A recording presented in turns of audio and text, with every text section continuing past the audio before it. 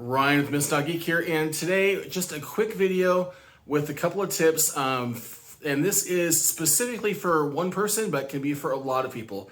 So Larry, you posted on Facebook asking about help or just some thoughts really about some old QRP Labs kits that you'd purchased and were just getting around to building. You expressed some doubts about eyesight, shakiness, things a lot of people deal with. And so I wanted to share a video for you, but also for anybody who maybe has issues with eyesight, some shakiness. And guess what? I have issues with those things. I mean, I'm 45 years old, and I mean, I'm holding my camera and you can see it's a little bit shaky. And I know that with age, it just gets worse. I also normally wear glasses. I have them off for this video, but I build kits. I have shakiness issues. You can see in some of my videos that that's the case. I'm going to show you how I deal with it. All right, the number one thing I use to deal with my vision not being that great, especially compared to my earlier years, is this. This is a desk-mounted magnifying lamp. And I'll turn it over so you can see what it does. Now, this thing is powered by a 5-volt USB adapter that you would use to charge a phone, and it's got different brightness levels. So I actually could turn it up or turn it down here. I usually have it pretty bright. And then you can also change the color. I usually use that one. So this is my number one thing here. And it really, here, let me just show you. So here's what this board looks like with it, without it, and this is with it. So it's a pretty big difference, especially in real life, not just through looking at it through my phone here.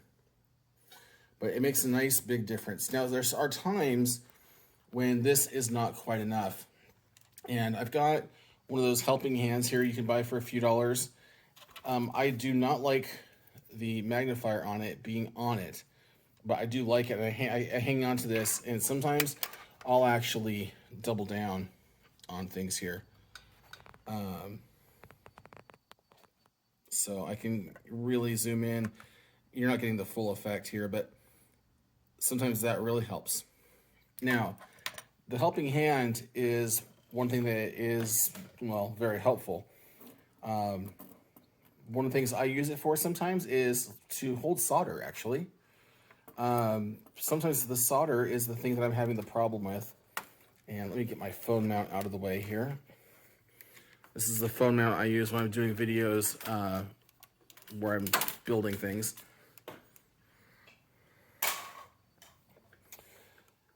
So I actually use the helping hand to hold the solder, and that is helpful, no pun intended. But there's another element to this that I want to show you when it comes to soldering. So a lot of times when I'm soldering, I'm shaky like this. So what I do is I plant my hand and I let the work sit on the bench, or I'll use the helping hand to hold it, or I'll use something else. Sometimes I'll insert the work into something bigger that holds it down. If it's like an Arduino or something, I'll make a little fixture to hold it. Or I'll use the board that I'm putting it into to hold it while I work on it, or any of the boards here. And so I plant. I put my hand down, and that makes it a lot steadier. So if I'm up in the air, it's moving around a lot, especially if I'm trying to concentrate. And as I get tired, as I've been working on the bench for a couple hours, I anchor it down, and that helps me a lot.